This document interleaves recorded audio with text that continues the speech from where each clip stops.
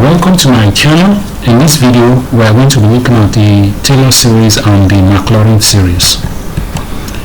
Now the Taylor series is given in this form. They are usually expressed in terms of an infinite sum of certain functions, where our f is the function at a point A, f prime, which is at a function A, f prime prime, f prime prime prime. They are all derivatives of this function at a point A. Usually the Taylor series is used to approximate a function. So this particular expression here can be reduced. The general form can be given as this, where f of x equal to summation of f raised by m at point A, n factorial multiplied by x minus an.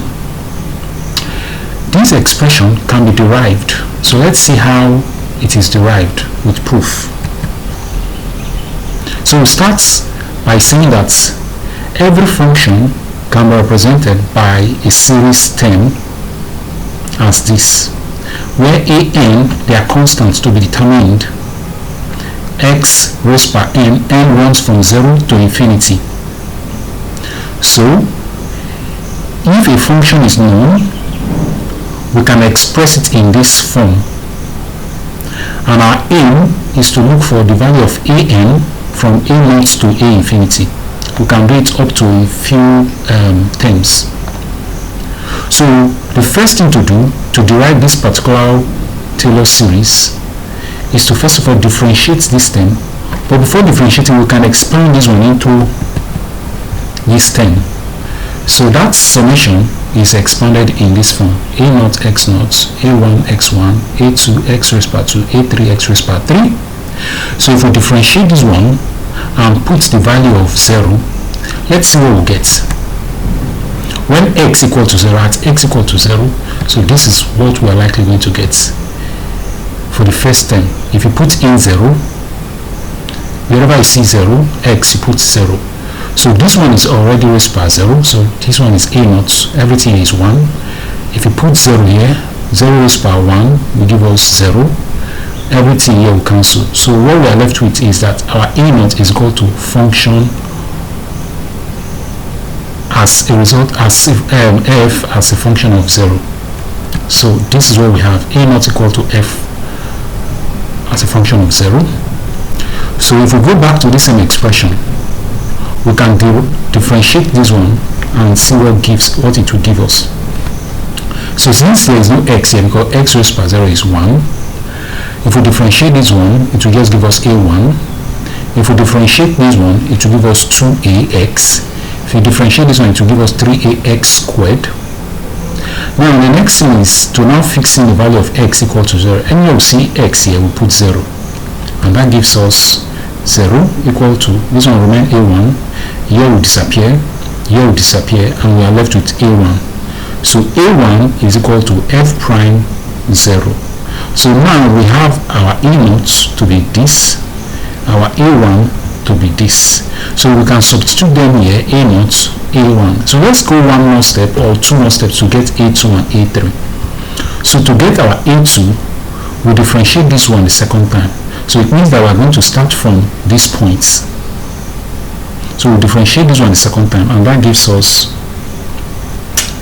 at least if we can make our a1 the solid formula, we have f0 all over 1. We can just assume that it's 1 factorial, because 1 factorial is the same one. So if we differentiate this one the second time, this one goes off, this one gives us 2a2, this one gives us 6a3, plus so on and so forth. So let's see, look at it here. So we have 2a2 plus 6a3x. So if we now fix in 0, wherever we see x here, we put 0. You notice that this one will go off, and we'll be left with 2a f prime prime 0, and that gives us this, which is equal to 2a2 subscript 2. So if we make a2 the separate formula, it becomes f prime prime 0 all over 2, or we can still call it 2 factorial, and that gives us a2 equal to f prime prime 0 all over 2 factorial. We might also want to go further to solve for a3 from this point. What we'll do is to differentiate this one the third time. There is no x here, this one will disappear. Here is x to give us 6a cube. So let's see how it goes. So the third time we get 6a cube. We have one extra term here which will give us 24a4x plus dot dot dots. So wherever we see x, we can now put in 0. That's the step that you must take to derive the Maclaurin series or the Taylor series. So at this point, wherever we see x, we put in 0, and that gives us 0. This one will go off. We are left with 6a cube, which is 6a raised by subscript 3. So if we make a raised by a subscript 3 the subject formula, it becomes a3 divided by the a3 equal to everything here divided by 6, and 6 is the same thing as 3 factorial, because 3 factorial is 3 times 2 times 1. So we have this expression. So if you look at the trend, this is a2 f prime prime 2 factorial, this is a3 f triple prime then 3 factorial. So we can generalize the formula for an. Our an will look nothing but fn into 0 then n factorial. If we now substitute the first one a0, a1, a2, a3 into the original expression of that series, we'll get something like this. Fx will now be this part plus this part. This is a0, a1, a2, a3, then continuously. I think there's a mistake here. Here is supposed to be plus. So this is the expression. This formula that you see is an approximate form of the Taylor series, which is called the Maclaurin series. So this is a Maclaurin series. To get the Taylor series, we'll make another assumption. We'll replace our x here with a term called x minus a. Wherever we see x, we'll replace with x minus a, and that gives us from this our function where we have a0, x0, a1, x1, a2, x2, a3. We have a new term. Remember, this one was the first one we used in deriving these parts here. So to generalize it, because there are certain times where this particular expansion will fail, so we need to generalize it. And the reason why it fails is because it is only at a point x equal to 0. We might be interested in calculating this function at x equal to another number which is different from 0.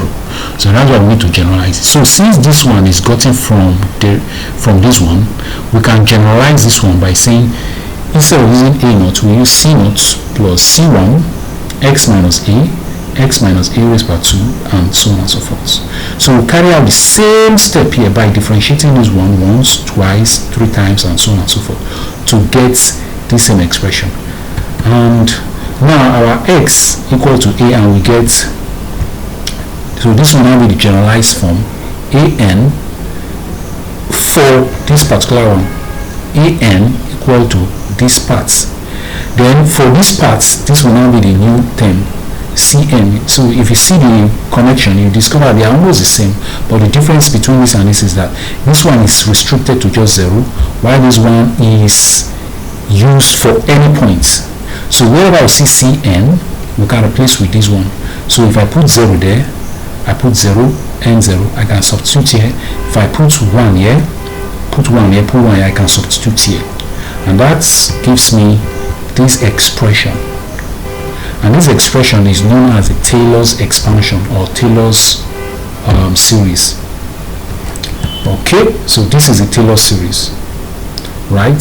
So let's look at a typical problem and see how we can apply the same technique to a particular problem.